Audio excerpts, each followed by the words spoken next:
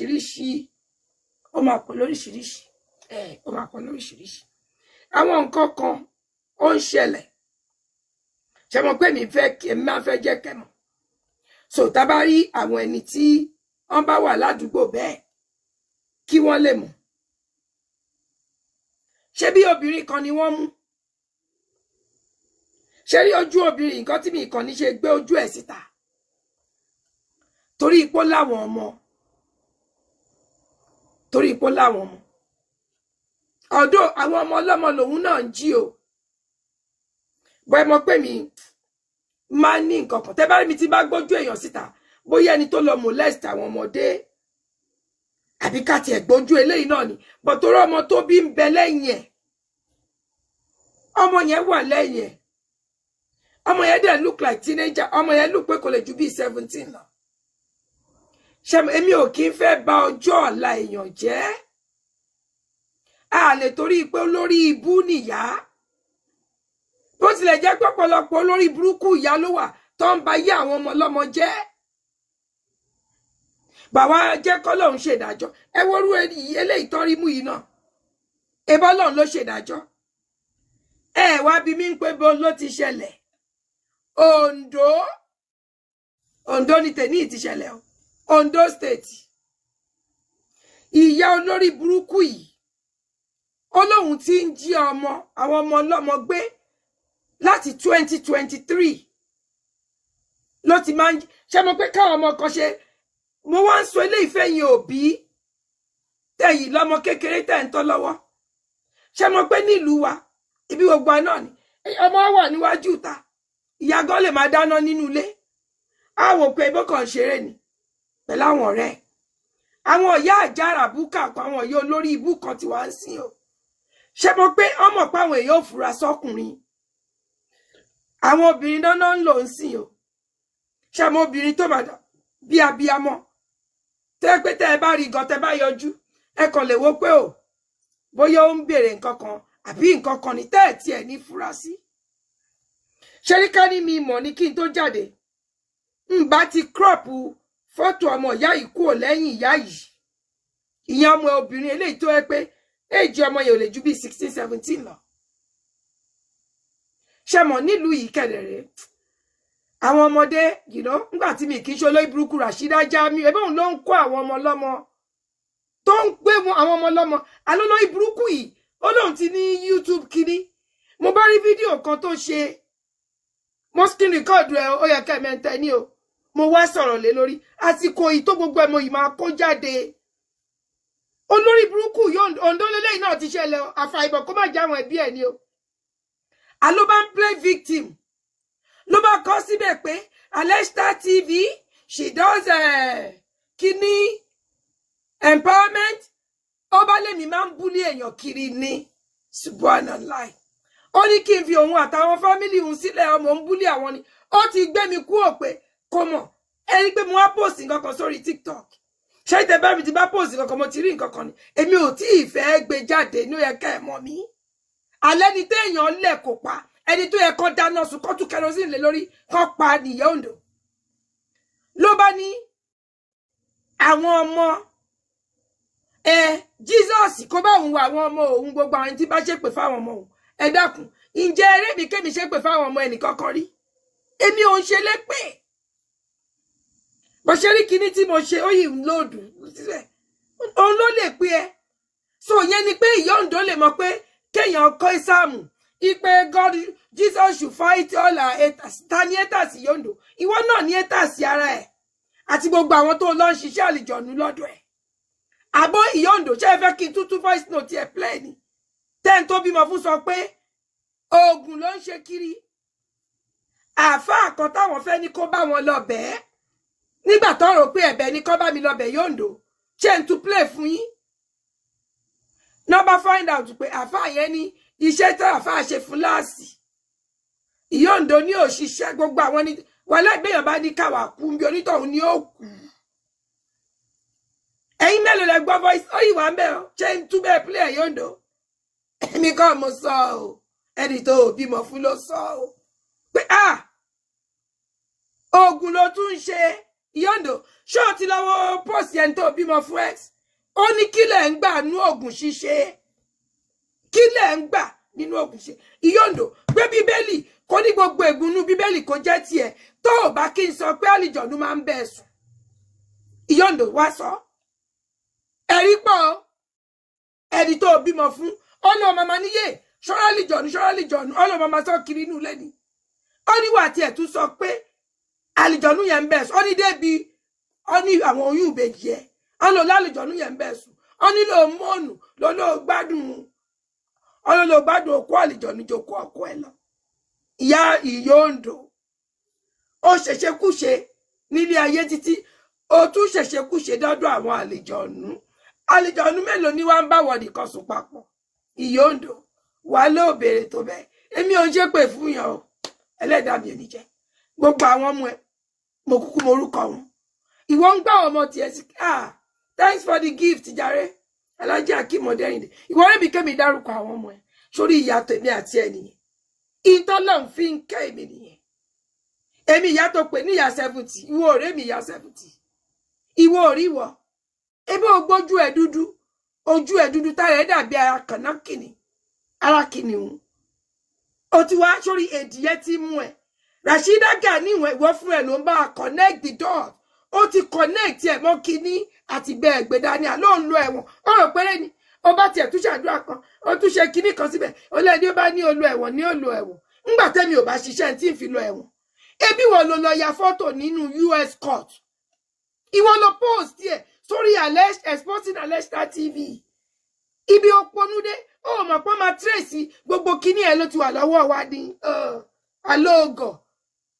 ọgọ̀ wàá ra rosemary àbí kí lórúkọ ọ́ìlì tọ́wọ́ bẹ́ẹ̀ fi ṣe àwọn yẹn àwọn pásítọ̀ wọ́n á bẹ̀ ẹ̀sùn dánwò gbogbo owó ẹ̀ ohun tí ajá òjẹ èṣù ni ó ṣe máa kówó fún ó ń lo ẹ̀wọ̀n ebi wọn lọ pọ́ọ̀sì ẹ̀ ìpàkọ́ mi ojú ẹni tó o sì bímọ fún wa ń bẹ ẹni tó o bímọ fún gbà tóun náà ò bá fẹ́ ṣẹ̀wọ̀n pẹ̀lú ẹ tí ò bá fẹ́ ṣe ẹ̀wọ̀n pẹ̀lú ẹ ó mọ̀ pé wọ́n lo yá wọ́n lo pọ́ọ̀sì ẹ̀ ńgbà bá sùpínù ẹ̀ bá bá gbé ṣe kò ní sọ ọ̀nà ní bóyá ọmọ ẹ̀ tó o mú dání ìmí ò ní dárúkọ ọmọ ẹ̀ ọ ní bóyá òun ló ní òyà èmi kàn ní kí n sọ fún ẹni ṣọlá àwọn àdúrà kan èpè ni ó mọ̀ jẹ́ lórí ẹ̀ àdàbí tèmi bá kọ́ àwọn ọmọ ẹ̀ síta tí mo ṣépè fún wọn àdàbí tí n bá parọ́ ọmọ ẹ̀ àdàbí tó bá jẹ́ pé èmi ni mo gbé ẹ lọ kóòtù fún cyberbullying ni o wá káwọn ọmọ mẹ́fà wá torí o ti mọ̀ pé kóòtù jọ yìí o mọ̀ pé o ti kọ́kọ́ ṣe kan tó jẹ́ wọ́n ní pé tó bá tún wá bá mi ó ń lọ ẹ̀wọ̀n o wá kó àwọn ọmọ ẹ̀ nírọ́ báwo ló ṣe jèrè wọn irú yín náà sì lára àwọn ẹbí ẹ̀ kan sì náà ló ń jọmọ kólóńdó ẹbí ẹ̀ ni ó jẹ́ gẹ́gẹ́ bá ṣe ń lọ ìyá olórí ibú yìí ó lóun ti ń jí ọmọ láti 2023 ó ti ta ọmọ 11 wíṣì mo dẹ̀ mọ̀ pé yóò jù bẹ́ẹ̀ lọ ó ní láti 2023 yẹn ó ti ta ọmọ 11 ó lẹ́ni tó ń ta fún á wá mú àwọn ọmọ ọlọ́mọ náà fi ń ṣògùn owó wọ́n tún ní nínú ẹ̀ pàápàá ṣe mọ̀ amta pààtì àwọn ọmọ yẹn subhanallah ṣe rí mo wá ń sọ ìpolówó tẹ́ ẹ̀ sanwó fún ẹ̀yin òbí ó ṣe pàtàkì ǹjẹ́ jẹ́ mọ̀ pé gbogbo àwọn nǹkan ẹ̀yà ara wa bóyá àwọn ẹnìkan tí kíndìnrín wọn mọ̀ mi ò fẹ́ máa sọ ìbójú tí kíndìnrín wọn ò gbádùn wọ́n wá mú àwọn ọmọ tó ń jí kó yẹn wọ́n á yẹ àyẹ̀wò ẹ̀jẹ̀ wọn tó bá ti rí pó bá mú wọ́n á wá dẹ́mi àwọn ọmọ ọlọ́mọ légbodò àwọn olóìbúrú kan sì ń gbà wọ́n á wá fi sínú onítọ̀húnká rẹ̀ lè yá wọ́n láyé ẹni tó bá fún ní nǹkan bẹ́ẹ̀ tí ò ń ṣe pé àgbàlagbà ló finú fẹ́ dẹ̀ mọ̀ mo sọ fún yín pé dọ́nà lèmi I'm a donor I'm an adult tí ò ń ṣe pàgbàlagbà tó finú fẹ́ dọ̀ pé òun fẹ́ donate nǹkan báyìí o àwọn ọmọ ọlọ́mọ bẹ́ẹ̀ tẹ́ ẹ bá mú ẹ̀yin àgbàlagbà bẹ́ẹ̀ tó bá fi sí lára orí kíní tó ti ń ṣeṣẹ́ abẹ fún yín lẹ́ẹ̀kù sí ẹ ní jáde láàyè torí pé àwọn òbí kan lẹ́ ń palẹ́kún àwọn òbí yẹn á máa wọ́ ọmọ wọn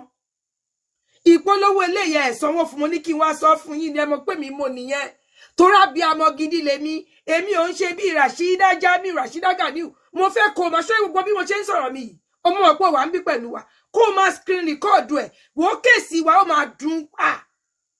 wò ó máa dùn bàjẹ́bàjẹ́ torí stamp and date don't lie bàbá tó bí ẹni tó bímọ fún gan ọmọ wa jẹ́rìí tó bá jẹ́ wípé ìgbà mo kọ́kọ́ gbé wo lórí burúkú ẹ̀ lọ́kọ́tù mo ní police report mo ní gbogbo ẹ̀ wọ́n á wo years yẹn back wọ́n á gbálù kùránì fún wọn pé sáwọn kan náà ní kí n dákun kí má ṣe é stamp and date don't lie àṣẹ̀ṣẹ̀ ń fáìlì kíní against yẹ wọ́n á wọ ọdún yẹn lọ alẹ́rìí pọ̀ rẹpẹtẹ ẹni tó bímọ fún gan olóòtí ṣe ti pẹ́ gbogbo báwọn ọmọ ẹ bó ṣe ti fi orí burúkú kọ́ wọn kọ́ máa lọ rìkọ́ọ̀dù gbogbo ẹbí kiri ẹ̀rí pọ̀ lẹ̀ má gbòkó dára ẹ láàmú ṣọ́ọ̀ṣì tó ń lọ oògùn ló ń ṣe ó kàn fi ṣọ́ọ̀ṣì bojú ni Jésù kò nífẹ̀ẹ́ oníṣẹ́ ẹbí Jesus Christ ànábì Isa alayhi salatu wa salamu ó nífẹ̀ẹ́ èmi àtàwọn ọmọ mi jù ẹ́ lọ Jésù gan pẹ̀lẹ́ ni tí ń dáàbò bò èmi àtàwọn ọmọ mi òun ló ṣe lọ báwọn àfáàjà ó ti lọ sọ́dọ̀ olóògùn Ràṣídà mẹ́ta lọ́kan oníṣẹ́ ẹbí so ìwọ wá lè ní kí Jésù dáàbò bá àwọn ọmọ tiẹ̀ ìyẹn nípa já mọ ọmọ tiẹ̀ fún lọ́mú ìwọ ní kí Jésù dáàbò bá àwọn ọmọ tiẹ̀ ìwọ dẹ̀ tó gbogbo orúkọ àwọn ọmọ ọlọ́mọ kan ó wá ní báyìí ní ẹ̀ṣẹ̀rí fún lágbájá ẹ lọ wo kíní tí mo ṣe ètò èyí tí mo post lánàá ìwọ list orúkọ àwọn ọmọ ẹláìṣẹ́ àwọn ọmọ mi ó mọ̀ pé kàkọ́ ló máa rojọ́ kàkọ́ ní ọ̀dà nígbà tó Ọlọ́run kò lè mọ̀ pé Ọlọ́run tèmi ń sí òkè iṣẹ́ Ọlọ́run òkú fúnra rẹ̀ ọ̀rántí pọ̀ níwọ̀ kọ́ ni Ràṣídà Ganiu ń gbòjẹ́ pò tí lo fítà ń bẹ̀ ìwọ tó yẹ pé o dúdú báyìí ó dàbí ìdí pọ́ọ̀tì ni ó pupa jẹmi ọmọ pupa gan lọ ojú ẹ̀ tó jó gbogbo ẹ̀ fúnra ẹ̀ ló ti ń kó síta ǹjẹ́ ò ti jọ́ yẹn mami náà sí sínsìn ńgbà ta níwọ̀ làmí náà sí sí ẹ̀wà níwọ̀ ní Tẹ́ní Àǹtọ́lá oníwọ̀ kan wọ́n gbogbo ẹ̀ báyìí ó ti ń máàchì ẹ̀ papọ̀ gbogbo àwọn orúkọ fẹ́ẹ̀kì tó ń jẹ́ Akin orúkọ ọmọ ẹ ọkùnrin kan ṣoṣo tó ní nìyẹn o Dásọ́lá ìwọ náà ọmọ àkọ́bí ẹ nìyẹn ó pọ̀ yẹn ẹ̀rí pọ̀ má wọrí ṣùgbọ́n tẹ́ra mọ́ wo mo sọ fún ọdún 4 ló fi parọ́ mọ́ mi ó ní mo jí góòlù olórí ibú góòlù wo lo ní gangan ẹ jẹ́ ká máa kó agolo góòlù wa síta kọ́ máa bá wa tẹ́ẹ̀sì ẹ̀ wò ìwọ orí ni ṣé o pé mi ti ẹ̀ wọ nǹkan kan torí tí ẹ mo ṣe wọ yẹrí wá lẹ́nu torí tí ẹ mo ṣe wọ yẹrí wá mo wọ yẹrí yẹn wá nítorí tí ẹ ni kó lè tètè kó máa wo àwọn tó bá jẹ́ tiẹ̀ mẹ́ ṣé lè wà nù góòlù ẹ ṣé ó jọ nù tiẹ̀ ṣó ní pé kò fa ìtì níjà kò fẹ́ tí níjà o òun ló máa jẹ́ kó fi mọ̀ pé ọ̀ríjínà ò kí ń fẹ́ tí èèyàn wálẹ̀ o ṣó jọ Ràṣídà Ganiu àwọn ẹni tó bímọ fún gan mọ̀ pé wọ́n ní beauty supply ló ti ń ràgò ìgò àwọn ògò tó ń lò sójú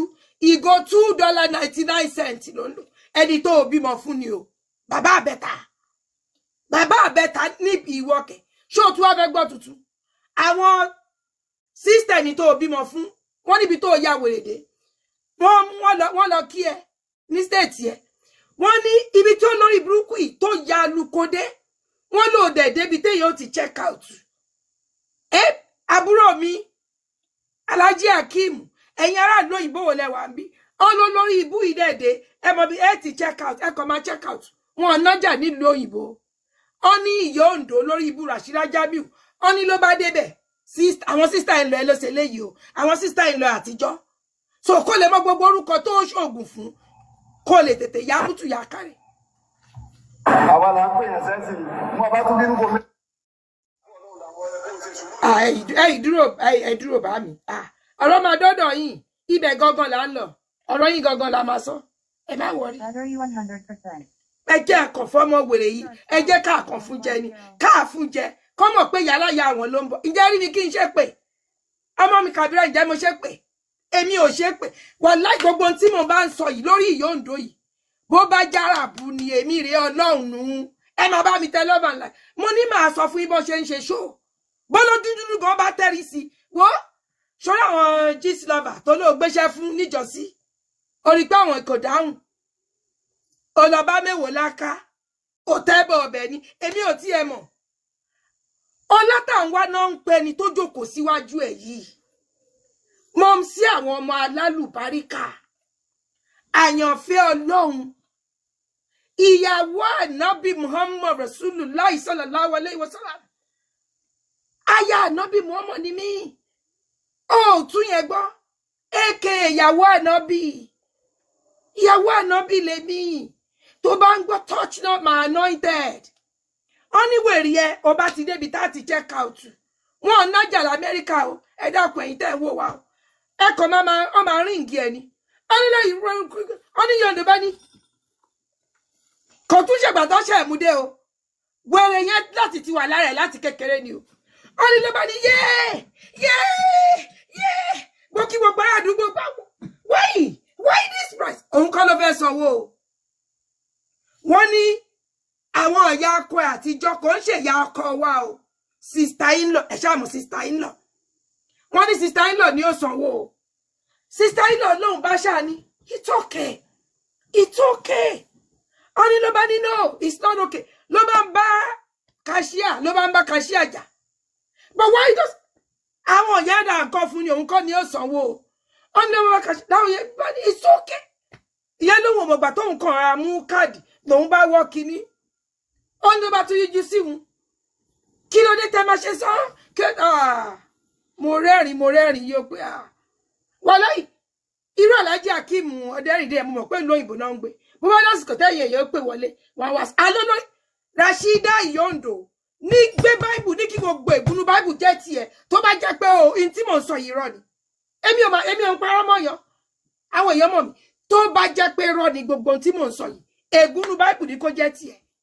ní tó bá jẹ́ rọ ni pé wọn káṣẹ́ àlìjọ̀nú tó ṣe tó kọrúkọ owó àtọkọ ẹ ex ọkọ ẹ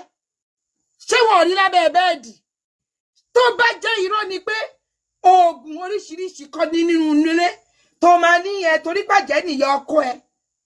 lẹ́wọ́ sọ̀tọ̀ oògùn di kíní oògùn oríṣiríṣi ṣé o ti fẹ́ pa ẹni tó o bímọ fún gan ṣé o fẹ́ pa á o mọ̀ pé yẹn ń gbọ́ kò tún ṣe ìtọ́lé o máa lóyún ọ̀pọ̀ sí ẹ tí ẹ̀dí sá kúrò nípa pátá o ń fi oògùn sínú oúnjẹ ìyẹn wá ká ẹ mú ìyẹn ra pretend oní dandan kó jẹun láti jẹun ni sọ fún wa báwo lẹ ṣe lóyún ìbejì wà náà béèrè tó bẹ́ẹ̀ èmi ò ń ṣépè fún yan wọ́n rí pé mi ti ní sùúrù o wá rò pé Van Dam ni ẹ ìwọ báwo ìyá ẹ gan ò tó bẹ́ẹ̀ bí ìyá ẹ bá tẹ wò tí ìyá ẹ tó o bá ṣe burúkú lọ́wọ́ nǹkan ní ìyá ẹ náà ti sọ bàbá ẹ dọ̀dẹ̀ bó bá tẹ́rì sí máa fún ìyá ẹ ní kò orí ìyá àdẹ̀tẹ̀ orí rú ẹ̀rí orí ibi tí èèyàn ti fún yàn ní korí torí ẹ̀dẹ̀tẹ̀ máa fún ìyá ẹ ní korí àtẹ̀ Rashida Jamiu wọ́n fẹ́ máa play victim ó mọ̀ pé mo lérò lẹ́yìn ni wàláì mo ní gbogbo àwọn ẹlẹ́rìí wọ́n máa sùpínà gbogbo wọn tó mọ̀ ń pa ẹ̀ ìyá ọkọ wa gan ìyá ọkọ wa wọ́n sùpínà ẹ̀ wá sí kóòtù kí mo wí fún ẹ ìyá ọkọ wa sùpínà sórí gbogbo eléyìí tó ń ṣe yìí erémọdé ni jáwọ́ kú ònú odò erémọdé ni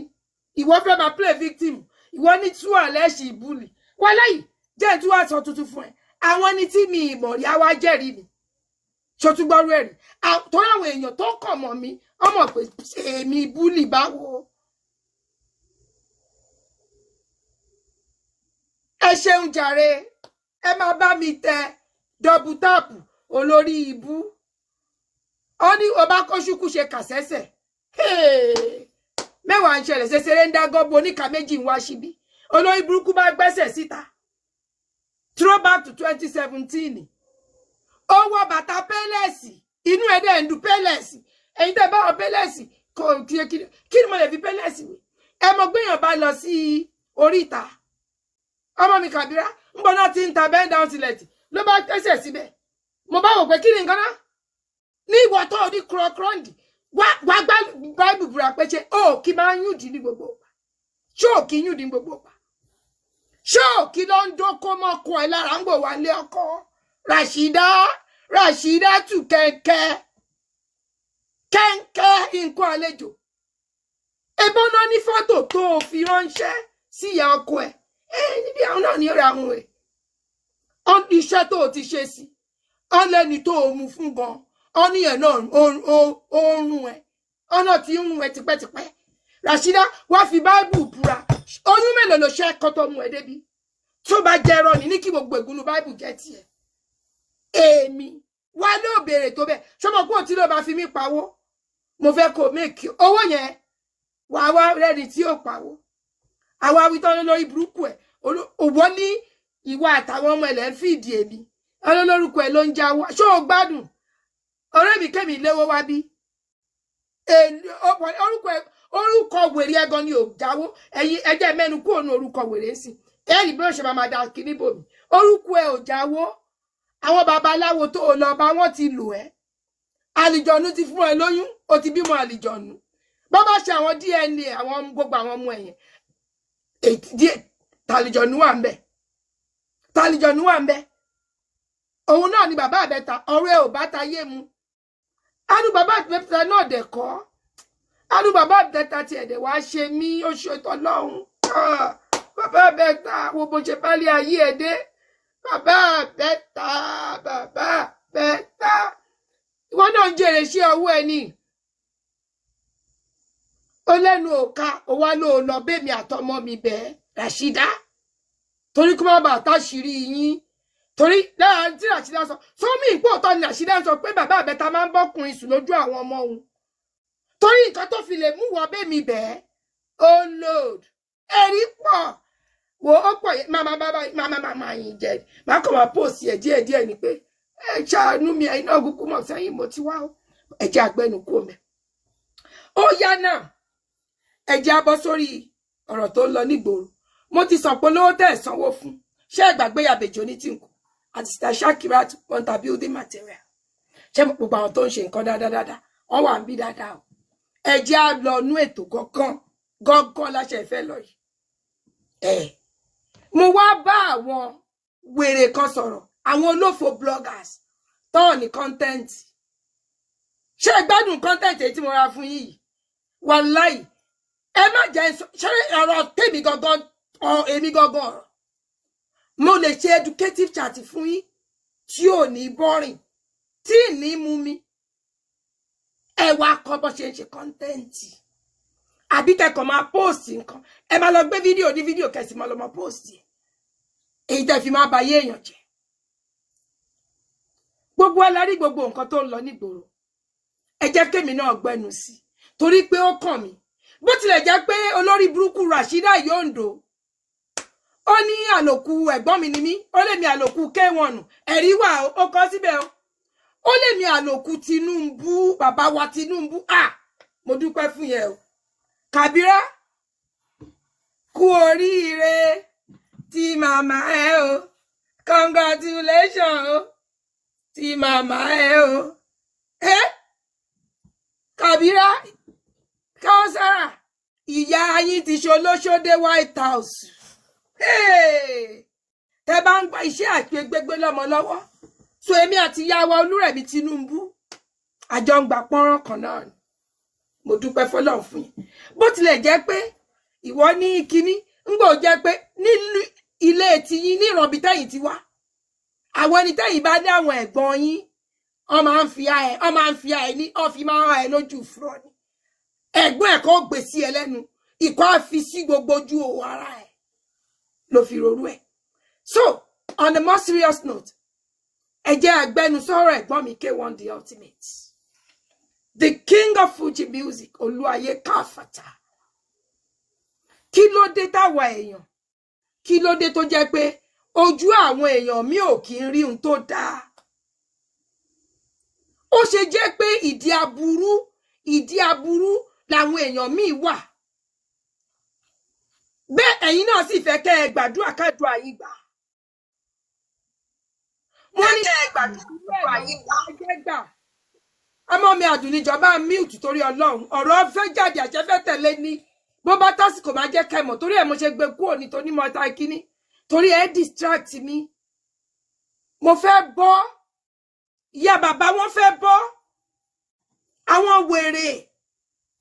àwọn olófo tó ń bínú ológo ẹ̀gbọ́n mi ẹjọ́ ẹ máa ṣe favor kan fún mi the king of Fuji music ẹ kọ orin kan nígbà kan bó dàbí pé ẹ máa tún kàn sí o orin tẹ kàn gbà yẹn ẹni wá kọ́ra wọn ní méjì bíi mẹ́ta wá sọ̀rọ̀ ọmọ lọ́mọ ẹni tí ò bá níṣẹ́ lápá ló ń sọ̀rọ̀ ní ẹlẹ́ni ló rojọ́ ọmọ lọ́mọ ká o ọ̀dàlẹ̀ ọ̀rẹ́ o Fálànà rántí ẹ rọra sọ̀rọ̀ wa kí nìkan ò lè ṣe alábòsí ẹ̀dá gbogbo àwọn alábòsí ẹ̀dá o ṣẹ́rí ẹni wọ́n kóra wọn jọ ní méjì bíi mẹ́ta ojú ayé àtijọ́ lẹ fi kọ yẹn o ẹ̀gbọ́n mi ẹ láti wá kan tó ń ṣe nísìn ẹ̀yin kíbọ̀ọ̀dù náà máa ń wà ọ̀nà tí ń bá ayé èèyàn jẹ́ ń sìn o ẹ̀yin kíbọ̀ọ̀dù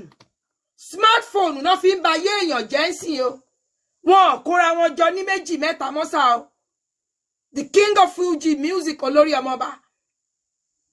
ẹ̀gbọ́n mi wọn ò tóra wọn jọ ní méjì mẹ́ta mọ́ o keyboard náà fi ń ba ayé èèyàn jẹ́ o àwọn aláyé bàjẹ́ àwọn aláyé rún jẹ́gẹ́ àwọn olórí ibú mo sọ fún yín níjọ́ tí alọ́sìn màmí alájà màmá mo ní tẹ́ ẹ bá gbé ẹnu nígbèkúgbé you will collect mo rí pé ẹ̀yin olórí burúkú kan ẹ̀yin association of olófo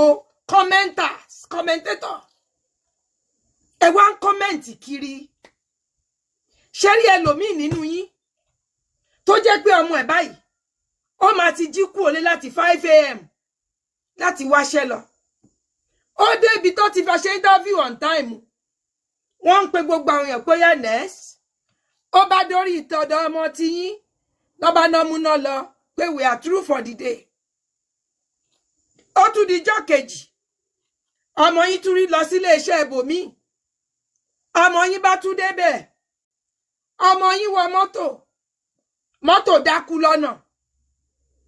dírẹ́bà mọ́tò gan ni kò yéhun mọ́tò yìí wà òkè káwọn tó ṣe kiri wọ́n rọ epo sí mẹkáníìkì yẹ̀ wò wọ́n ní kò má ṣiṣẹ́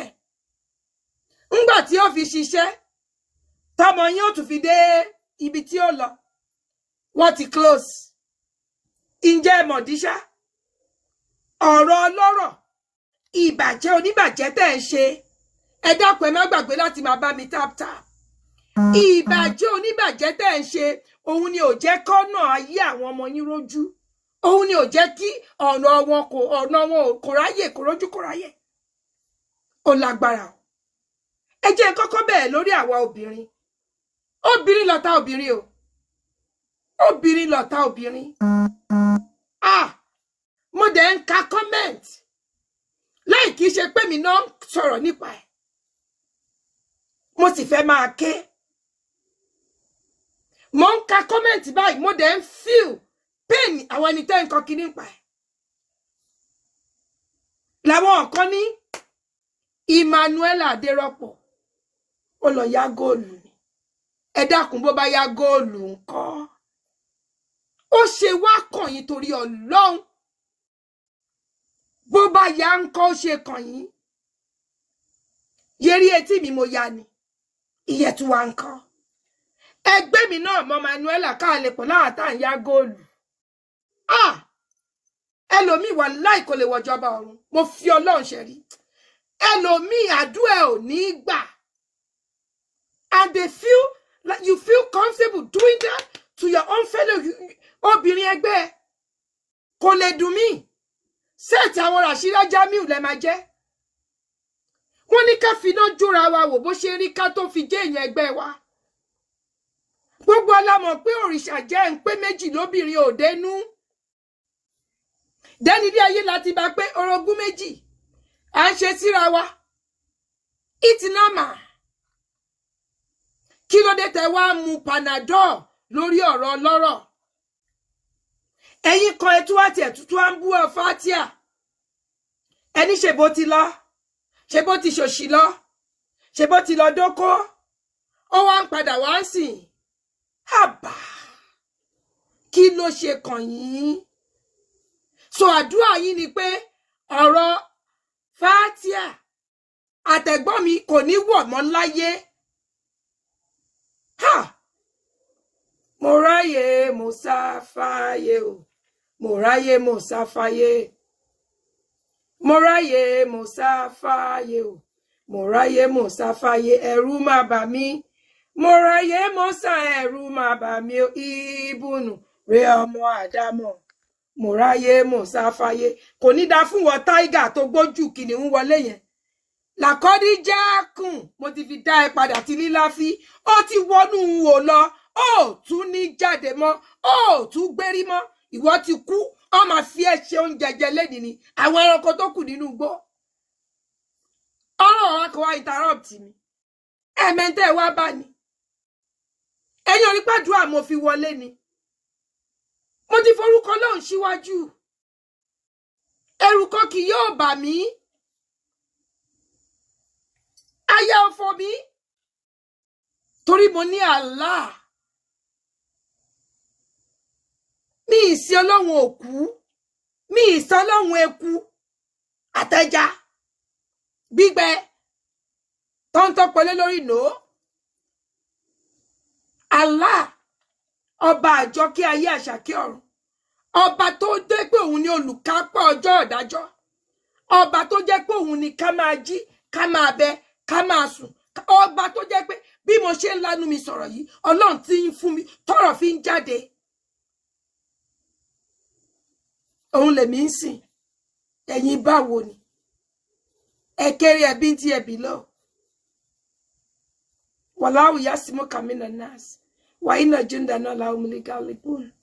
Allahu la ilaha illa huwa hayyul qayyum la ta'usuhu sinatun wa la nawm له ما في السماوات وما في الأرض ما ذا الذي يشفع عنده إلا بإذنه يعلم ما بين أيديهم وما خلفهم ولا يحيطون بشيء إلا بما شاء وسع كرسيه السماوات والأرض ولا يؤوده حفظهما وهو العلي العظيم بسم الله الرحمن الرحيم قل أعوذ برب الفلق من شر ما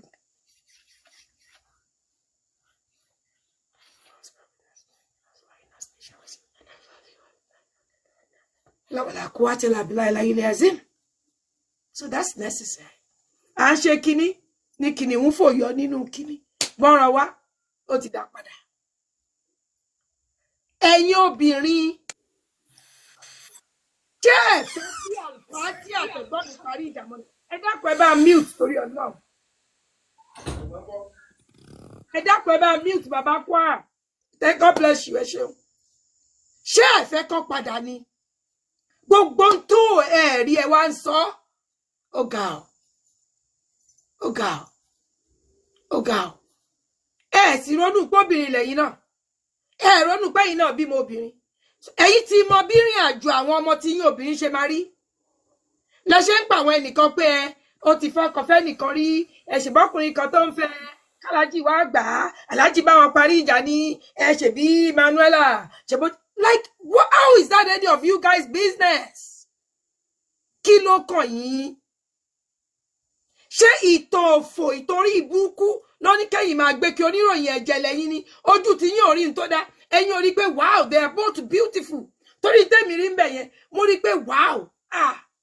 alájì mójú lọ ọjà alájì mójú lọ ọjà lèmi rí pé yes ẹ̀gbọ́n mi mójú lọ sọ́jà ẹ wo àwọn méjèèjì àti gbogbo àwọn tó kù náà ẹ wo Jẹ̀mílà náà ẹ wo gbogbo wọn àbá bó ti ẹjà táwọn bí tó ti lọ lọkọ náà ojú yín ò rí yẹn subhanallah mo pàlù fún yín kékeré tí so ẹ jẹ́ kí n lọ sórí ọ̀rọ̀ Ganu má Ganu ṣé rí ẹ̀yin èèyàn kí n tó sọ yẹn èké ní ń pẹrú èpè ní òpòlè ilẹ̀ dídà ní odò rẹ o alájọbí ní ó pẹ́ ni tó bá dá ní ọ̀rẹ́ máa dà mí o ọ̀rẹ́ máa dà mí o ẹni bá dalẹ̀ á balẹ̀ lọ ọ̀rẹ́ máa dà mí o kìràkìtà ò dọ́là ká ṣiṣẹ́ bí ẹrú ìyẹn ò dá nǹkan kan wọn jogún lè ní wọn jọgbọ̀n bó bá dọ̀là ohun gbogbo lọ́wọ́ orí ni gbogbo iṣẹ́ tí mo bá ṣe Olúwa fàlùbáríkà sí. Ṣé ẹ̀yin òyìn ẹ̀ kọ́kọ́ rò pé ẹ jẹ́ kọ́kọ́ bẹ̀rẹ̀ láti pé ṣé ní kò sí bí ìyá èèyàn ṣe lè dàgbà tó kò sí bí òbí èèyàn ṣe lè dàgbà tó kò sẹ́ni tó fẹ́ kóhun lose òbí. Mo ń bá yín sọ̀rọ̀ now from the psychological aspect. Ṣé mo pé mi ṣe psychology. Èmi ò kàn gbẹ́nu. Bàbá ní ká sọ Yorùbá àìdé. Bàbá ní tó níwèé dé àìdé. Bẹ́ẹ̀ bá ní ká fi sí mi àìdé o. Ó pọ̀lẹ̀.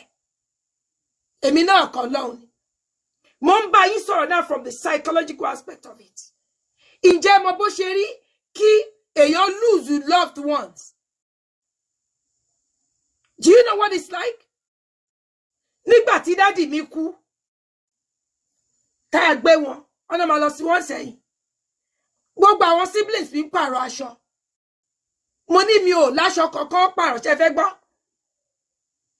Aṣọ tí mo wọ̀, ẹ mọ̀ pé aṣọ tí mo wọ̀ tí mo fi dé, mi ò bọ́. I was just crying pé best friend mi ló kú yìí. Kí pé kí ló ń dùnnú mi? Bóyá ọjọ́ mẹ́jọ ni gbogbo wa wọ aṣọ òkè. Ṣé mọ̀ pé by that tó wá fi di ọjọ́ mẹ́jọ yẹn, àwọn ti ṣe wá sí oríṣiríṣi, wọ́n ti bá mi sọ̀rọ̀, wọ́n ti ṣe oríṣiríṣi. Èmi ò tún wá ń ṣe ẹ̀gbọ́n mi ò tún kí ń ṣe K1 the ultimate. Màmá wọn kú. Ẹ mọ̀ pé òrìṣà bí ìyá ò sí ṣá. Wọ́n ṣe bí ìyá ò lè dàbí ìyá.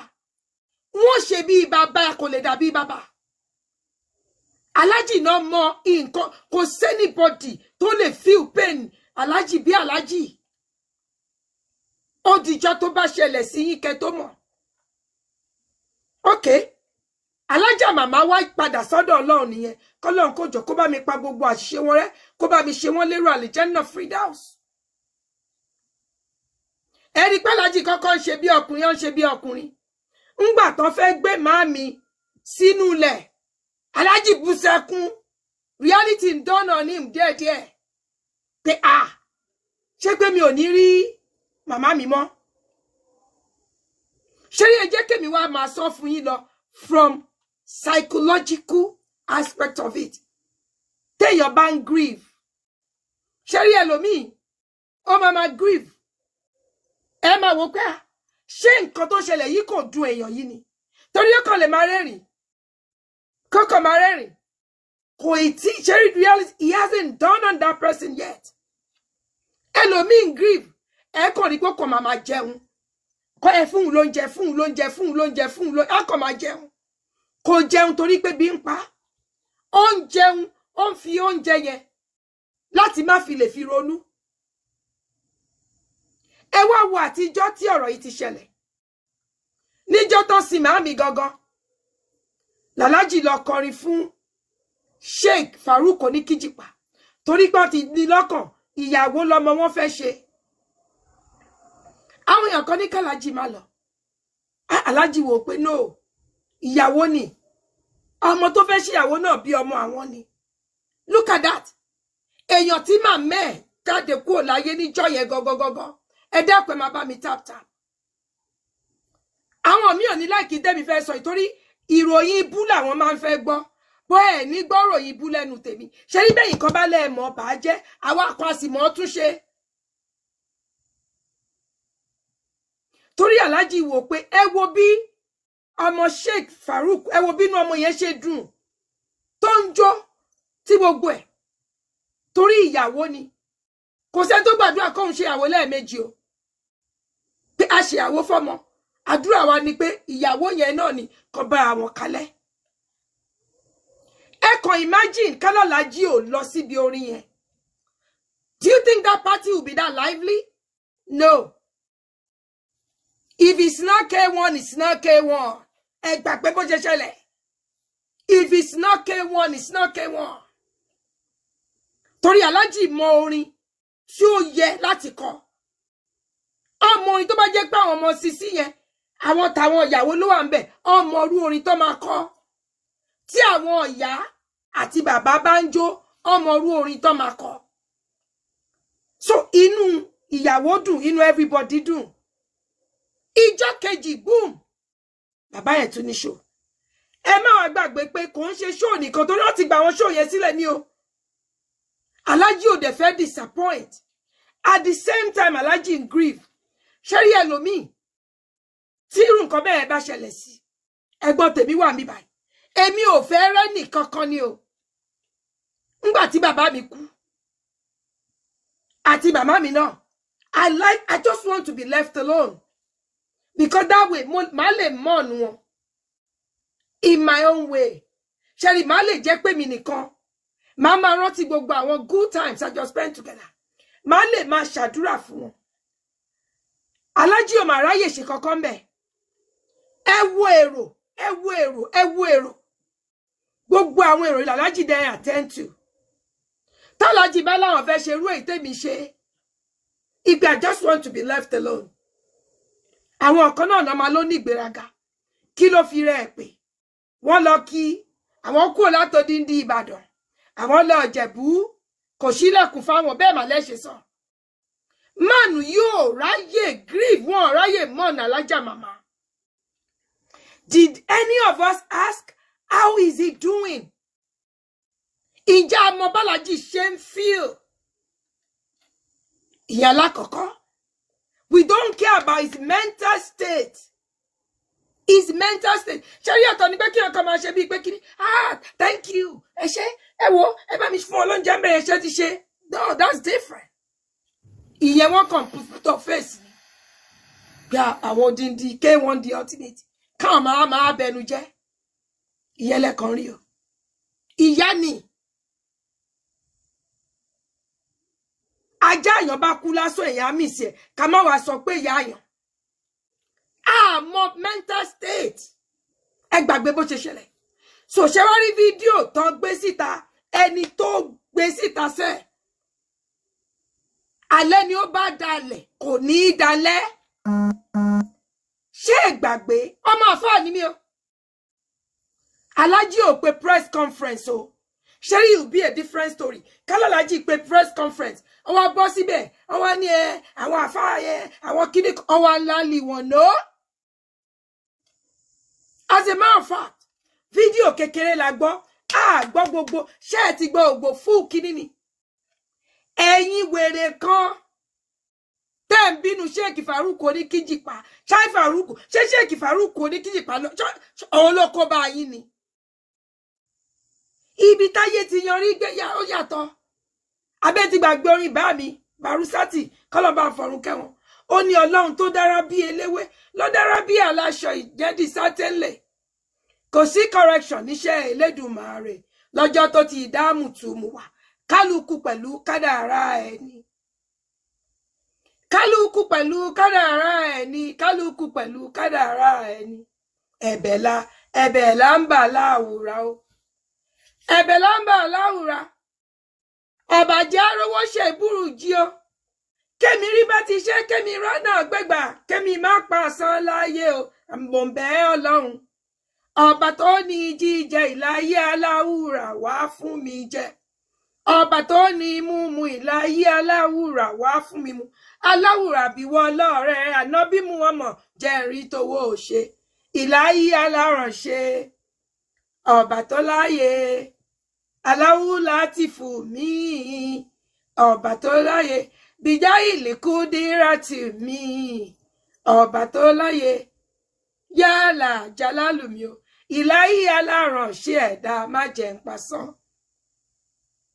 Ṣé ẹ ti gbàgbé pé orí tí Sheikh Farouk Oníkíjìpá gbé wáyé ó yàtọ̀ sẹ́yìn olófo tẹ́ ń bínú ẹ̀ ẹ kàn fẹ́ mọ̀ fracalize kìíní ni inú ilé làlájì tí ń sọ̀rọ̀ alájì ń báyàn sọ̀rọ̀ ní kí lẹ mọ̀ tó sọ débẹ̀ ẹni tí ò bá wúwà bẹ́ẹ̀ rí kó ní tọ̀hún mo fẹ́ kó pè kó ní gbogbo ohun tó mí àti tí ò mí nínú ayé òun kọ́lọ̀ sọ́dọ̀ kú ẹ dákun ta ni ò sọ̀rọ̀ ẹ̀yìn rí nínú gbogbo wa èmi tí mo wà yìí fóònù mi máa dún gbà mí mo ti sọ fún yín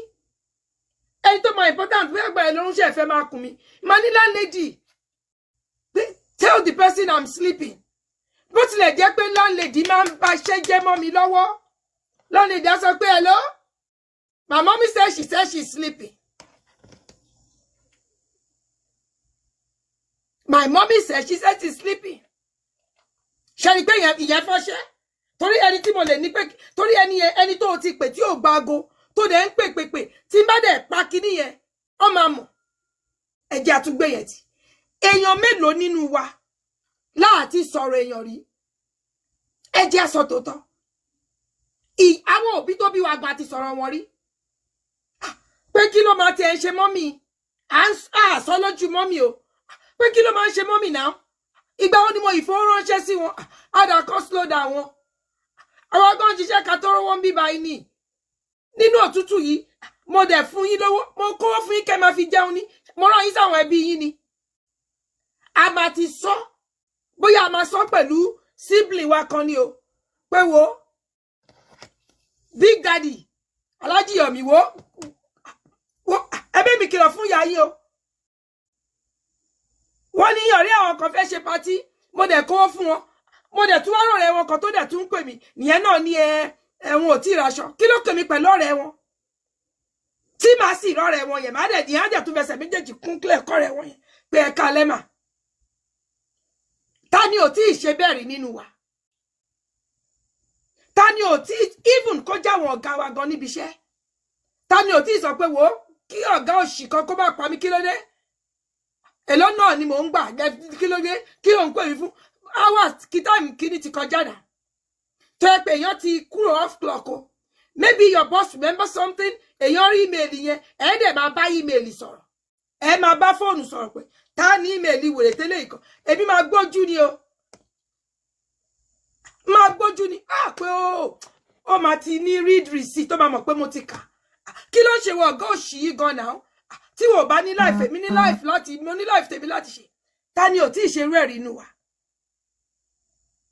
Alhaji ò pé conference Alhaji ò wá sórí Alesta TV kán ní àwọn àfáà ganu o Alhaji did not do that inú ilé Alhaji làlájì wà ẹni bí ọ̀dàlẹ̀ ọmọ fìlíṣẹ́rí ọlọ́wọ́n ọba ẹni pé máa ń gbàdúrà kan kọ́lọ́hún ṣọ́ wa níbi tá a ti máa ráṣọ kọ́lọ́hún ọba kó tún ṣọ́ wa níbi tá a ti máa ráṣọ ṣé ẹ gbàgbé pé Alhaji is probably overly exhausted bóyá ni bàbá yìí ń rí oorun 2 hours sùn ìjẹ́jẹ́ mọ̀ pé tá a bá sùn dáadáa ọpọlọ wa kò kí ń function dáadáa do you guys realize that wàláhì nǹkan míì tá a fẹ́ sọ àákàn sọ ànímọ̀gbà tí ó jáde lẹ́nu wa ìyá alákọ̀ọ́kọ́ ṣé wá túré lẹ́ẹ̀kejì èmi ò mọ̀lú tí bóyá àwọn ará Ìlọrin torí àwọn ará Ìlọrin náà ń bífù Sheikh Farouk oníkíjìpá ẹ gbà fọlọ́hún ṣé rí anybody tó bá jẹ́ ọmọ Èkó èmi ò sáwọn ọmọ Èkó àwọn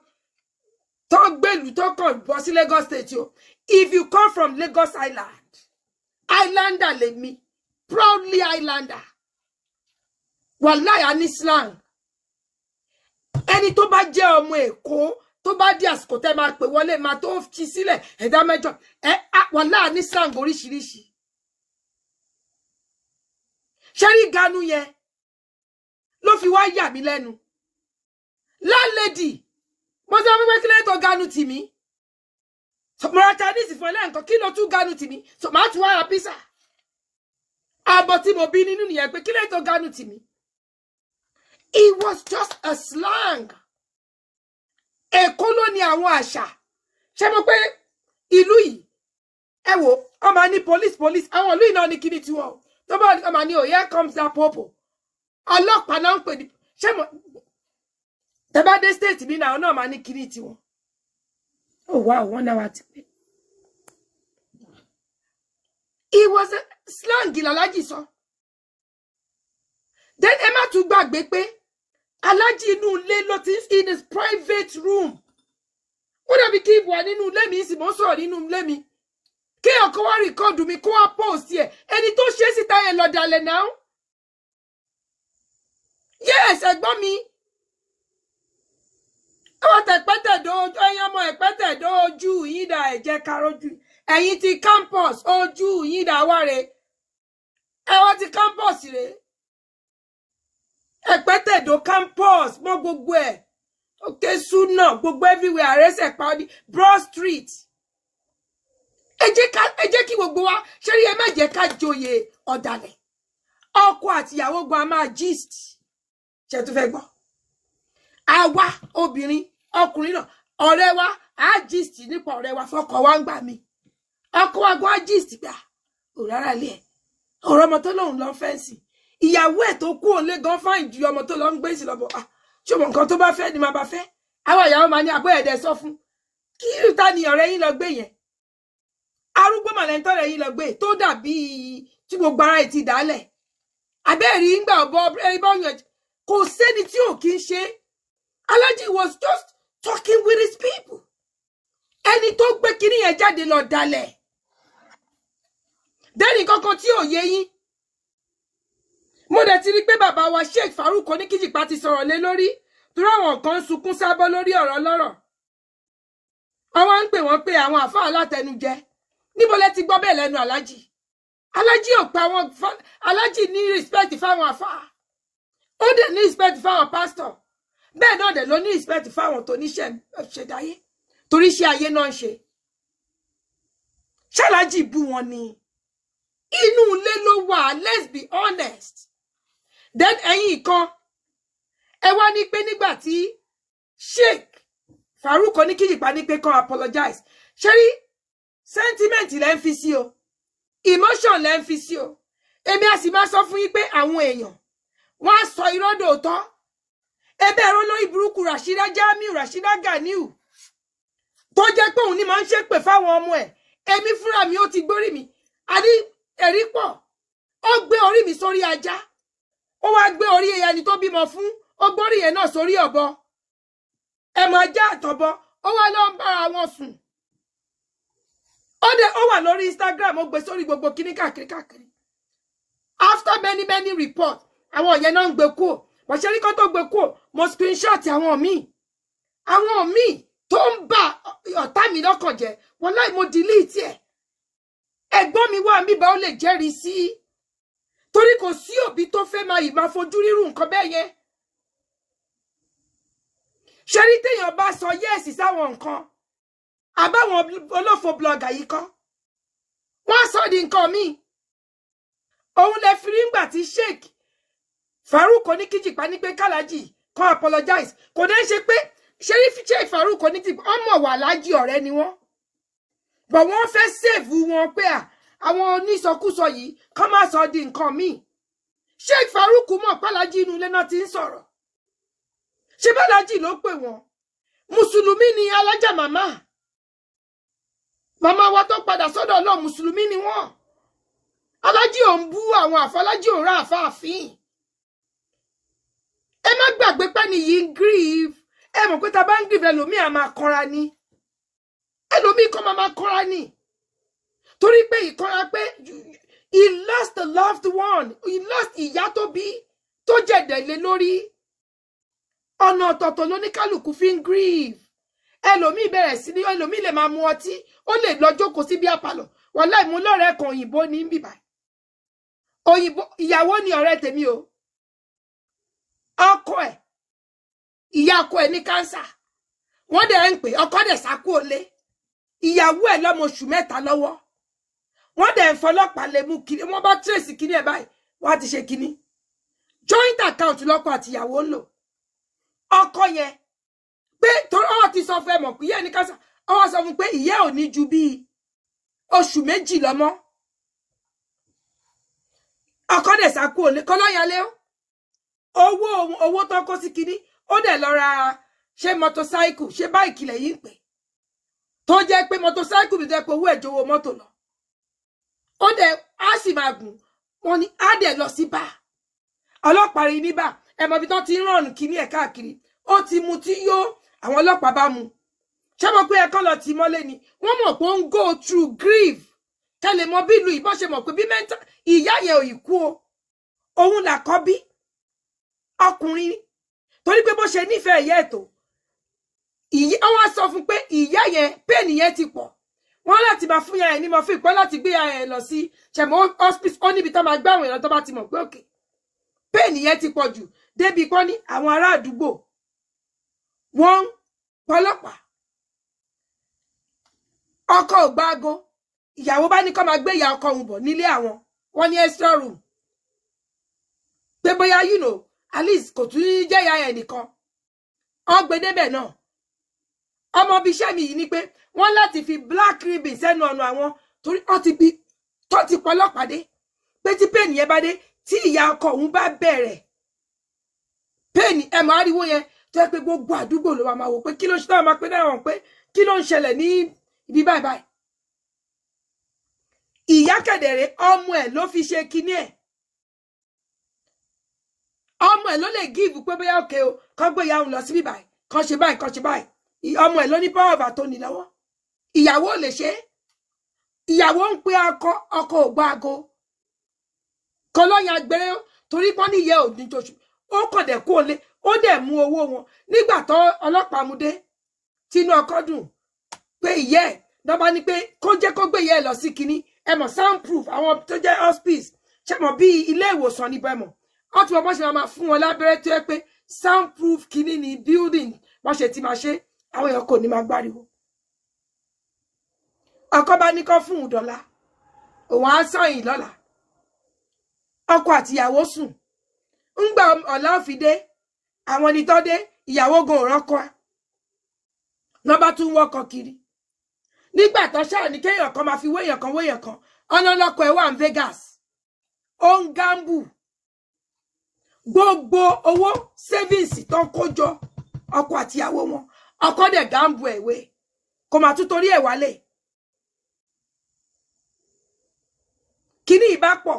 àwọn ọlọ́pàá dé wọ́n gbà ń tó nídé wọ́n gbé kíní dé ìyàwó tún ní pé kíní kan kí àbúrò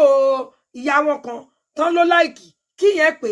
ọlọ́gbàgò yẹn ọtẹ̀ ní bó ṣe sáàndù ó ti ṣe mò ń sọ fún ìkẹba lè fi mọ̀ pẹ́ni tí ìyẹ ò tí torí ṣe láwà kan a kò máa ń sọ nǹkan ni ẹ fi iná jóra yín wò.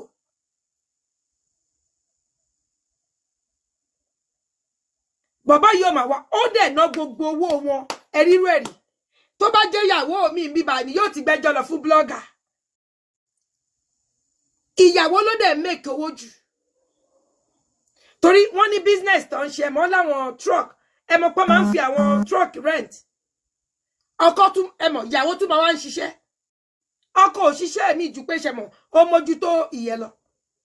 torí pé ìyàwó ṣe bímọ nígbà yẹn ó lọ́mọ bí ọmọ oṣù 3 lọ́wọ́ ṣe mọ̀ dẹ́n pẹ̀lú nǹkan ìyá ọkọ ẹ̀ tó ń ṣe ìyẹn gba kinní níbi iṣẹ́ ìyàwó ló tún mójútó kinní business company wọn ọkọ gangan ló ṣe kinní àti gbogbo company ó nà jẹ wọ́n ní àwọn staff 9 tó ń bá wọn ṣiṣẹ́ táwọn sanwó oṣù fún ìyàwó láti lọ gba owó nínú owó 401k ẹ̀ wọ́n fi sọ fún ìkẹlẹ̀ fímọ̀ láti ẹ̀ tí kọ́kọ́ máa fi bàṣírí ọkọ ẹ̀ torí èyí tó bá ní pé bí ìyá ọkọ òun yẹn kọ́kọ́ òun ti ẹ̀ sáì kan lè gbé ìyá ọkọ òun lọ sí kínní nígbà tó máa kọ́kọ́ máa gàgàdé níjọ́ tó dé nìyà kú níjọ́ tó dé nìyà kú ìyàwó òronú òkè ìyá ti kú wọ́n máa sìn yá nílùú òyìnbó yìí láti òun làwọn èèyàn mìíràn fi máa ń sun àwọn òkú wọn torí tó bá sun wọn is cheaper bí ẹ̀ ní ju bí 5,000 lọ eru wọn wá dẹ̀ bá wọn kó sínú ìgò gbọ̀ pé èèyàn fẹ́ sin òkú bẹ́ẹ̀ ṣe ń sin òkú ní kíní ẹ máa ralẹ̀ owó funeral home tó máa kọ́ gbé sínú ó kéré jù tí ò bá ṣe pé àwọn tó fẹ́ ṣe lónìí tó ní kíní ẹ̀yìn náà $15,000 níyàwó bá lọ wo kíní ló bá rí pé èyí tó tún jẹ́ kíní gan kò sí kọ́bọ̀ kò sí nǹkan kan bẹ́ẹ̀ ọkọ ẹ̀ ti ná gbogbo ó gáǹbù ẹ̀wé ìyàwó mà bínú sí torí pé ní ibi báyìí wọ́n mọ̀ pé ìwà ẹni yẹn kọ́ ṣé ni kò lè tí èké pé sọ òun máa lose ìyá òun ṣé ni a máa rọ́gbọ́n kan á lè máa fi mọ̀ pé brain máa yàtọ̀ wallahi ṣé rí ẹni tó jẹ́ òun ló strong jù tí nǹkan bá ṣẹlẹ̀ sí onítọ̀hún ẹ má fi yọ̀ ọ́ torí pé ẹ mọ̀ bẹ́yìn gangan ṣe máa react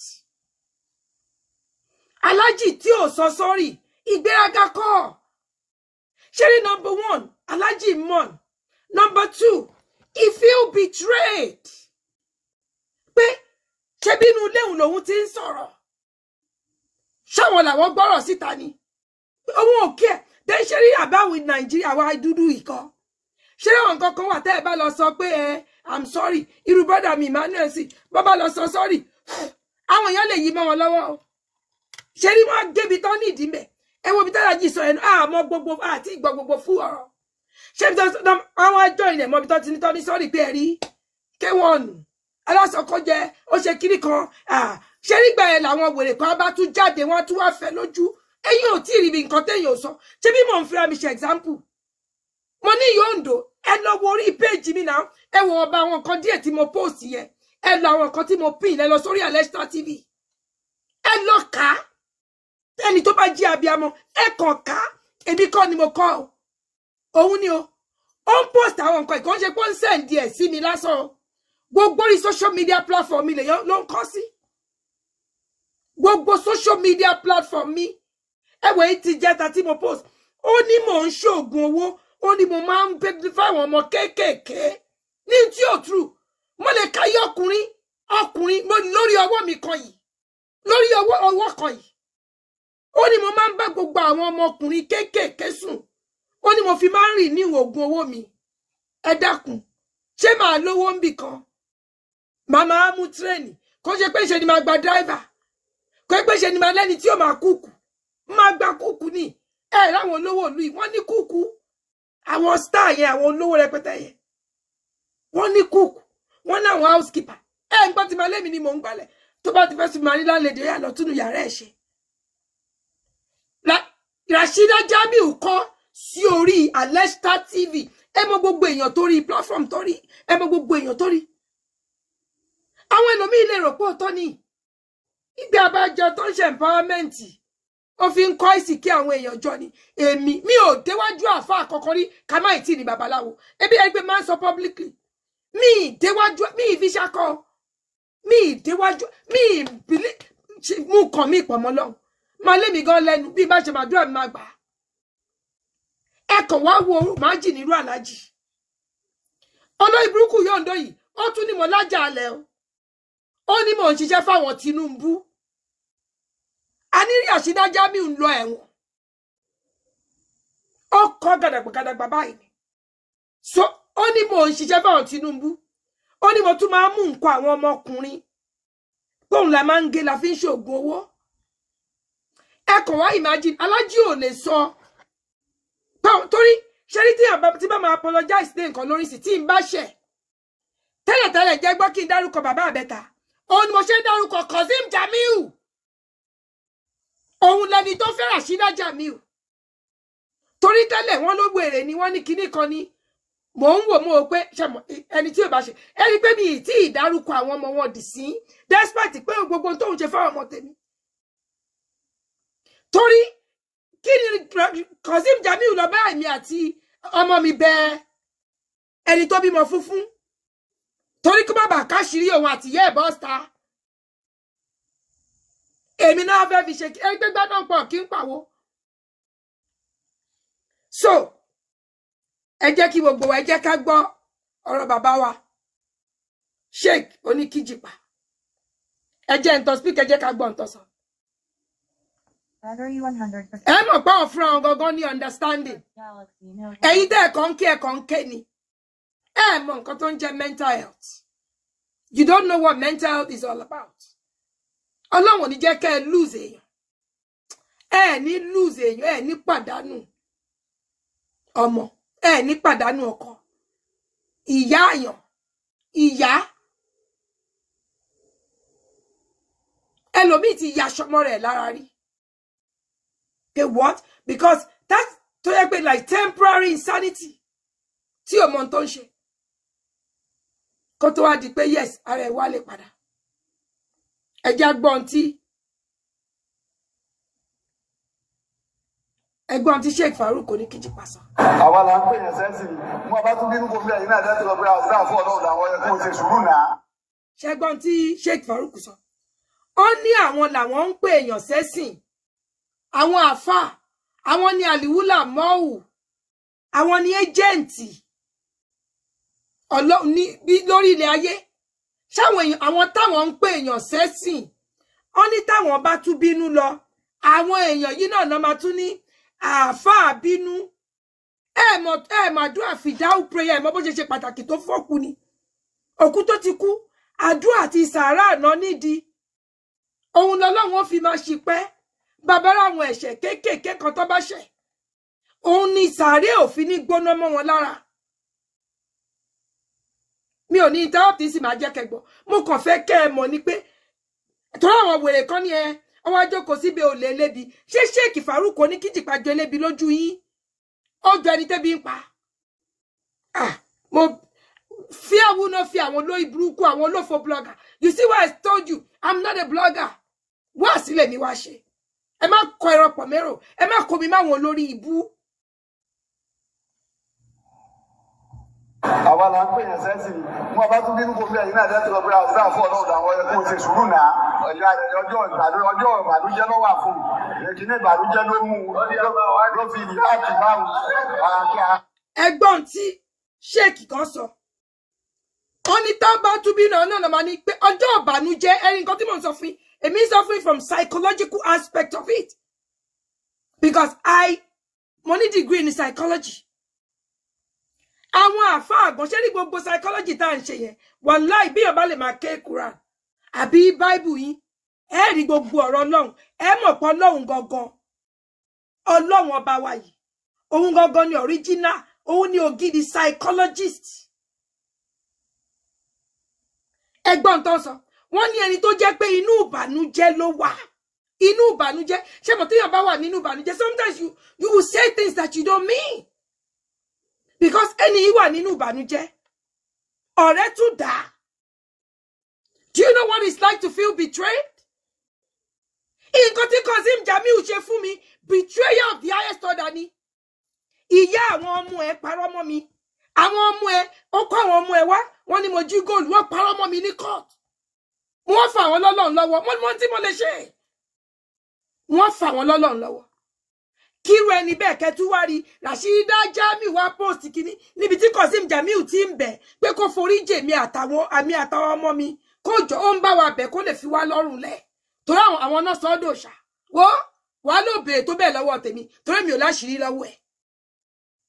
Mo fẹ́ kó o pe Jésù rán Jésù sí mi wá ní pé Jésù àtúpadà Jésù àfún ẹ ní ìgbájú olóyìí pó lórí ibú ọmọ ni ẹ kí ló wá ṣe nù jọun ebi mùsùlùmí Rashida ni ẹ ó ti lọ bá àwọn aláwo ṣe àwọn yẹn náà lé ẹni bógun bá ti ṣiṣẹ́ mọ́ ló ń kú Jésù àfúnwọ ìyá Ondo àfún ẹ nígbàjú olóyìí ẹyinjú ẹ máa yí onímọ̀ tó ṣe ẹ́ onímọ̀ pé torí ẹjọ́ súwàlẹ̀ṣì tó gbé lọ bá Jésù àsọ fún ẹ pé ṣó ò ṣe èrè kí ni súwàlẹ̀ṣì àtàwọn ọmọ ẹ ṣe fún ẹ so ẹjẹ́ agbọ́rọ̀ Sheikh wa. àwa la ń pè yẹn sẹ́sìn wọn bá tún bínú kó bí ẹ̀yin náà dẹ́tí lọ pé àwọn dáàfọ́ ọlọ́run àwọn ẹ̀kọ́ ṣe sùúrù náà ọjọ́ ìbànújẹ́ ló wà fún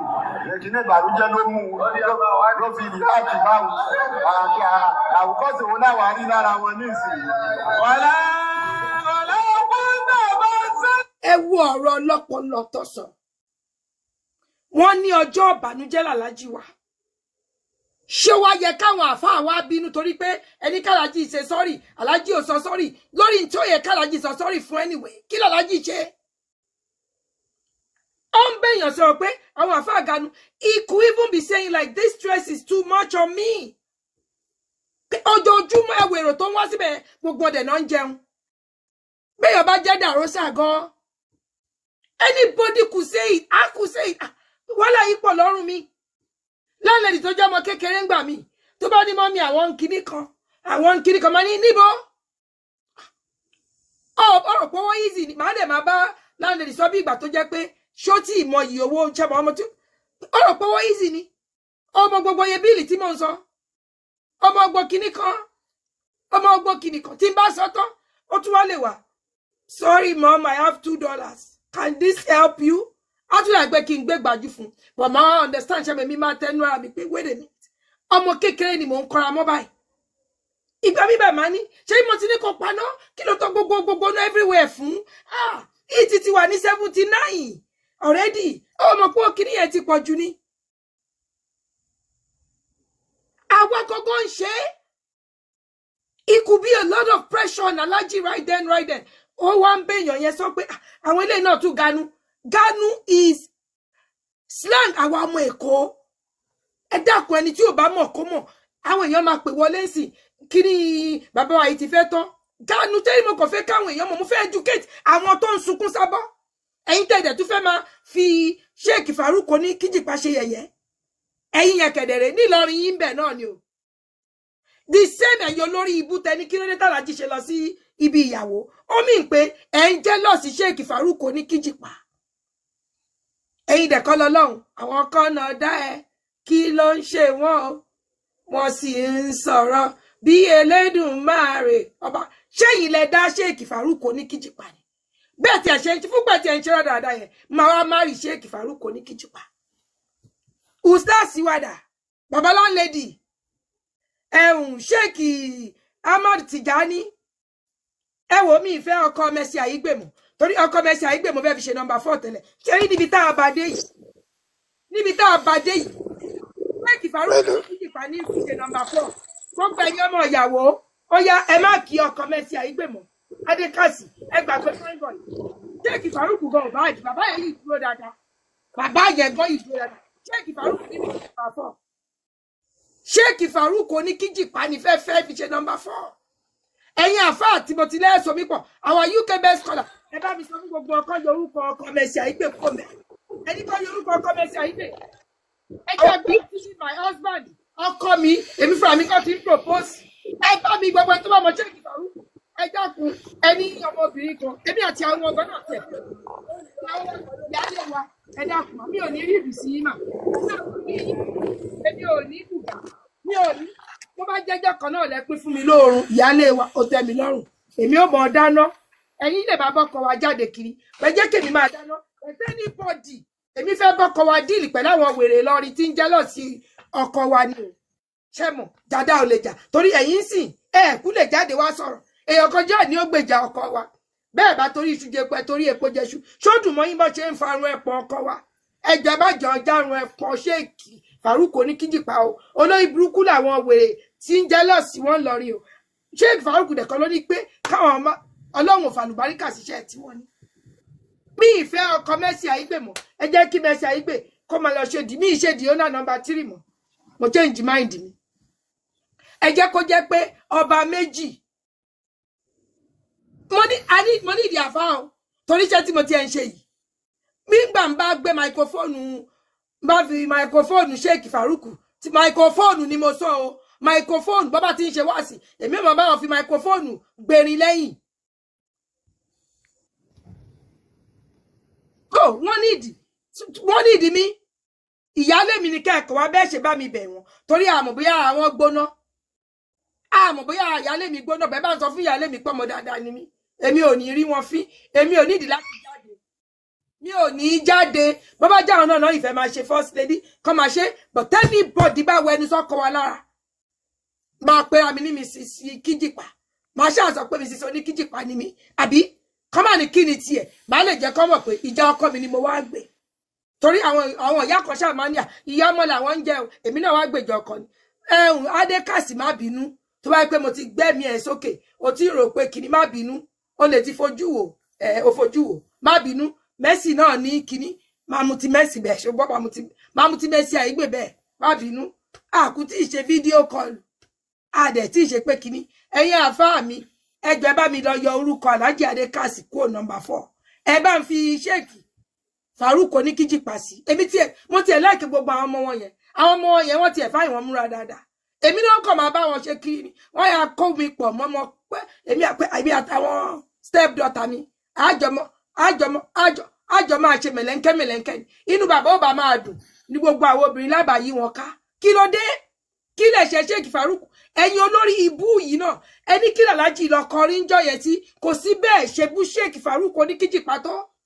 ẹ̀yin ẹni èkùnkùn ẹ̀yin ìgbèrè yìí náà àwọn náà fẹ́ ganu lẹ́nu o olórí ibú wọn ló fẹ́ lójú o ó ti tẹ̀ kan lábùkù ń bọ̀ làlájì ti kàn wọ́n lábùkù. àǹtí mi tẹ́ bá fẹ́ kí anybody máa sọ̀rọ̀ so ẹ máa pè wá lẹ́yẹ kọ̀ọ̀kan ká máa sọ̀rọ̀ tẹ́ bá fẹ́ ká máa sọ̀rọ̀. ìṣẹ́jú kan pé. ẹ máa pọ̀ ní kálukú kó máa sọ ti tẹ ṣe ti gbọ́. alẹ́ máa sọ torí pé òkè bá ìwọ ṣáà dúró sí wa ipá àwọn èèyàn ti dúró. ọ̀rẹ́ mà. mo fẹ́ kọ́ wáàsí torí mo fẹ́ send message yẹn wáàsí Sheikh Farouk ní Kíjìpá my husband. eléyìí mo ti tàṣẹ mọ́ a lot of people so gbogbo wọn wà lórí ibi tí mo ti ń wò so everybody wà mí so tẹ bá ń pè wá lẹ́yẹ kọ̀ọ̀kan ẹ̀ ṣe gbọ́. Okay.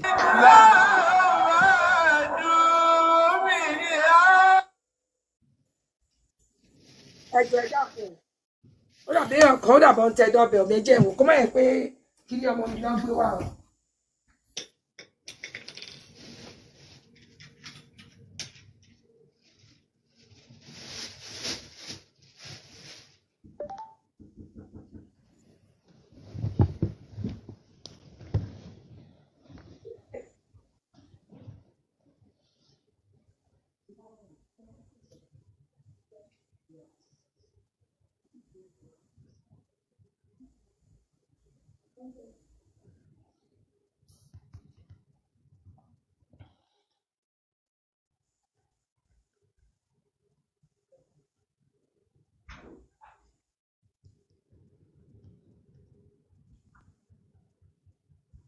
Yá mo gbọ́dọ̀ bẹ̀ lóòótọ́ o ṣe mo torí gbà mí èèyàn ní gbọ́ mo gbọ́dọ̀ bẹ̀ ní lóòótọ́ o dọ́bẹ̀ ní dún tòótọ́ o so ẹ má bínú so ẹ mọ̀ ìyáálé wa ní kẹ́ bá mi sọ mo ṣàwò pé dọ́bẹ̀ ọdún tó mú wọn pé láńlẹ́dì kan kò ì tó time so ẹ bá mi sọ fún ìyáálé wa kó gbà mí wá sí wọn tí mo sọ ṣe bóun ni òun yìí nìyá ẹ̀kú nígbóná gbooru ìyá ẹ̀kú ó ní ìyá ẹ̀bọ̀lẹ̀ ìyá gbogbo èmi náà rí àbí mo débẹ̀ mọ̀ sùn ní ilé ìsìn ìyá ẹ̀wà. ṣe gbọ́ Sheikh Farouk Oníkíjìpá ọkọ mi ó ní ìyá àwọn náà kú rí wọ́n ní njọ́ tí ìyá àwọn kú táwọn ní wáàsí àwọn débẹ̀ àwọn ń ké ní àwọn ò lè ṣe wáàsí pé ní wà nínú ìbànújẹ́ ẹ̀yin kan lẹ wá sunkún sábọ́ ẹ ń sunkún sábọ́ lórí ọ̀rọ̀ lọ́rọ̀ ẹ ń lo panadol lórí ẹ̀fọ́rí ẹlẹ́fọ́rí. ó wá ìgbà rẹ̀ bọ̀lẹ̀ ó wá jọjọ́ ìyàwó kí wọ́n sọ fáwọn yẹn pé ìyàwó kí ìgbà ìtó bẹ́ẹ̀ ò ní dé bẹ́ẹ̀ o àwọn kan ní máa lọ àwọn èèyàn ó sì gbọ́ ó ní dé bẹ́ẹ̀ ó sì pàyẹ́ẹ̀tì ọkọ̀ àwọn èèyàn sì ọwọ́ wá kí n wá rúgbà yẹn lọ sunday sá kí n sì kí tọ́ jẹ́ mùsùlùmí ọlọ́mọ wá dé bẹ́ẹ̀ ìdí èèyàn wá sí ẹnìkan làákà ìdá àkókò tó gbọdọ̀ ṣe ní máa a lè ṣe wá sí fóun ní ìsìnkú ìdí àlọ́ ṣe ọtí wà gbọ́dọ̀ máa bẹ́ẹ̀ mi wípé ẹsẹ̀ èyí tó ti yẹn náà wá sọ ìdí àgbà. ṣẹgbọ́n wọ́n ní tí ìjẹ́ èèyàn bá ṣe èèyàn lára pé ṣé àwọn wèrè tán ní ó lè ní ọkọ mi ìyẹn Sheikh Farouk Oníkíjìpá bàbá mi ò kẹ́ ẹ pẹ́ sà ẹ ṣáàjọ ẹgbà mi wọlé ṣá torí mo ti ní kàn fi orúkọ yín sí àwọn mẹ́rin tí ń fẹ́ sà ẹ dákun ẹ má dojú tì mí ẹ má jẹ́ káwọn àfáà Ìlọrin tó ń bu yín ẹ má jẹ́ kán fi mí ṣe yẹ̀yẹ́ o so wọ́n ní ṣó yẹ kí ìjẹ́ èèyàn wá ṣe àwọn ṣó yẹ kán bínú lọ kán torí pé àwọn ẹnìkan ní olè ní wọ́n aláàjì kan ló pè wọ́n lólè o kán má ṣe fìdáhù prayer tó wà important.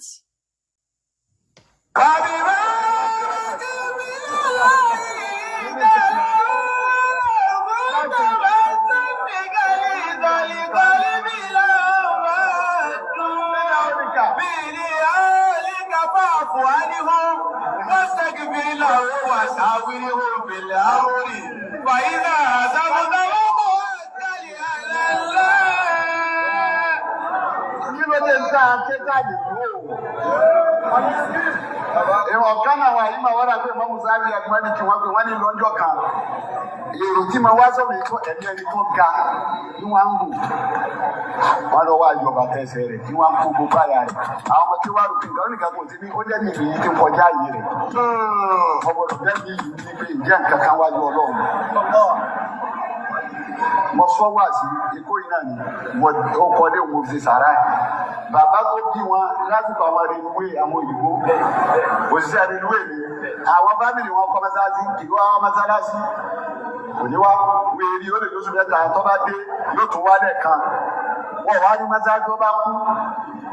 ní abáná òun yìí sí bẹ́ẹ̀ ni tí èyí wá mọ́sálásí wọ́n tẹ̀ ní sùpọ̀ wá sí ọdún kẹta làwọn kí wọ́n pè wọ́n kírísítẹ́nì bá lọ sí ìtọ́sọ̀ ọ̀rọ̀ fámìlì rẹ̀ bí kírísítẹ́nì. Kémi ọwọ́ aṣọ ń ta gbangba níjẹta àwọn èyí ti pé tó ọba ti wá mà níbo yàrá gbọdọ̀ jáàsì èmi lọ ní gbogbo àwọn afọwádìí ní káwá lójú tì káwá ló wò sèṣì láàmú mà ibo ní gbé ìwọ wájú lọ. ṣẹ́gbọ́n tó sọ ń bẹ̀ yẹn wọ́n ní káwọn bínú kúrò kọ́ má ṣe fìdáhùn yẹn wọ́n ní kálájì wá bínú kọ́ láwọn ò ṣe ìsìláàmù mọ́ Sheikh Farouk ní ìjà wọn ò ní jẹjọ́ táwọn lọ jẹ́ wájú Ọlọ́run. Wọ́n sọ example ẹnìkan, wọ́n ní bàbá ẹni yẹn ló kọ́ mọ́ṣáláṣí. Wọ́n nítorí ọmọ bàbá yẹn ò kí ń wá mọ́ṣáláṣí. Ńgbà tọ́mọ bàbá kú, àwọn ará mọ́ṣáláṣí tó yẹ pé bàbá ọmọ ló kọ́ mọ́ṣáláṣí fún yín, Ọlọ́run ò ní lọ sí. Wọ́n fòkú ẹ̀ sílẹ̀ fúnjọ́ mẹ́ta. Ọlọ́run ò ní church wá lọ sí òkú ìyàwó. Wọ́n ní gbogbo àwọn ọmọ tí bàbá yẹn bí, wọ́n ní láti ìgbà yẹn wọ́n ò ṣe Islam mọ́, wọ́n turn to Christian. They are now Christian. Wọ́n change to Christianity. Wọ́n ní so káwọn fi kíní lẹ̀ kálájì wa ẹ̀kọ́ ìmá yín wèrè tẹ́ ń sọ̀rọ̀. So kán kúrò kán bínú kúrò níbi fi dáhùn. Àdúrà tó ń ṣe fókù. Wọ́n ní ìjáwọ̀ ní kẹsẹ́ níwájú Ọlọ́run. So pẹ̀lú ibi tí mo bá dé yìí, ẹni tó bá kọ́ fẹ́ wọlé sọ̀rọ̀, ó dàbí Alhaji Akeem ti wà ní ṣíṣílẹ̀. Ẹ̀yin lè go ahead. So àwọn tó kù àmà mute. Torí dàbí òun ò mọ́wọ́ bá ṣe ń ṣe lórí bíbá. So Alhaji Akeem, go ahead. Assalamu alaikum warahmatullahi wabarakatuh. Alhaja. Ọ̀nà inú mi dùn fún nǹkan tí láti bẹ̀rẹ̀ program yìí, inú gbogbo wa dùn. Mi ò mọ́nú ẹlòmíì o, inú ti tèmi nìkan ni mo mọ̀. So mo pé àwọn time kan máa ń wà tó jẹ́ pé èèyàn máa sọ gbogbo nǹkan tí enlighten wa tí gbogbo wa gbọ́ ní alẹ́ yìí a máa mọ̀ pé àwọn nǹkan míì wà tó jẹ́ pé ó jìnnà sí irọ́ àti òótọ́. Ẹni tó bá ní ọpọlọ á gbé ọpọlọ ẹ̀ sílẹ̀ pé yes pé nǹkan tálájà yìí ń sọ ó apply sí èmi náà, I understand. So kí n tó lọ sínú program tẹ́ ṣe lénìí tẹ́ ń ṣe lọ́wọ́ ń sìn, mo máa sọ pé ní orúkọ mi àti